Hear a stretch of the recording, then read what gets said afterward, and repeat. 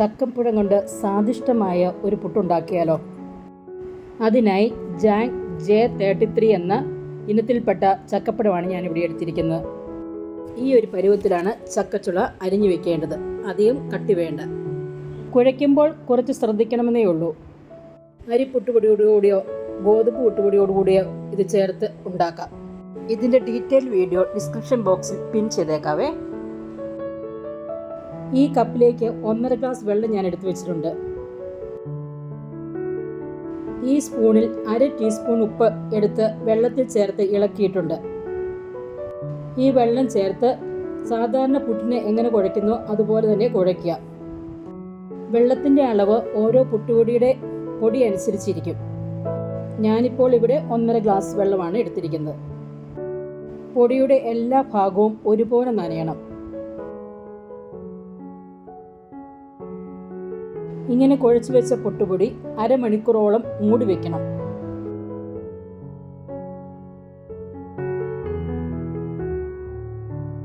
അരമണിക്കൂറിന് ശേഷം പുട്ടുണ്ടാക്കാൻ തയ്യാറാകാം.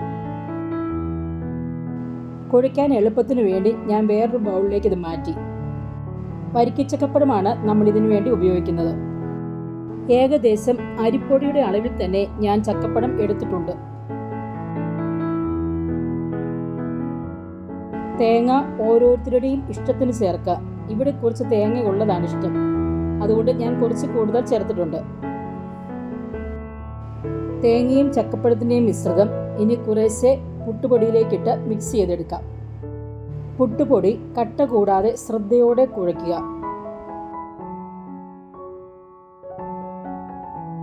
പുട്ട് പുഴുങ്ങാനുള്ള പാത്രത്തിലേക്ക് ലേശം തേങ്ങ ഇടുക.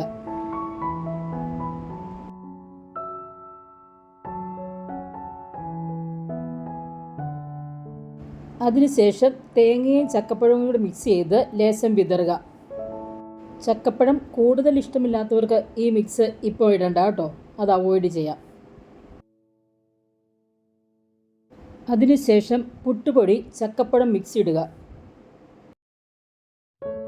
അധികം പ്രസ് ചെയ്യരുത് കേട്ടോ.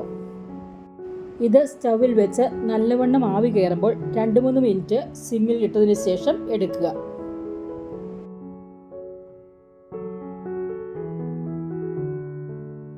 പുട്ടുകുറ്റിയിലും ഇതേ രീതിയിൽ തന്നെ ഉണ്ടാക്കിയെടുത്തു ഞാൻ. ആവി പറക്കുന്ന സ്വാദിഷ്ടമായ ചക്കപ്പഴം പുട്ട് റെഡി ആയിരിക്കുന്നു.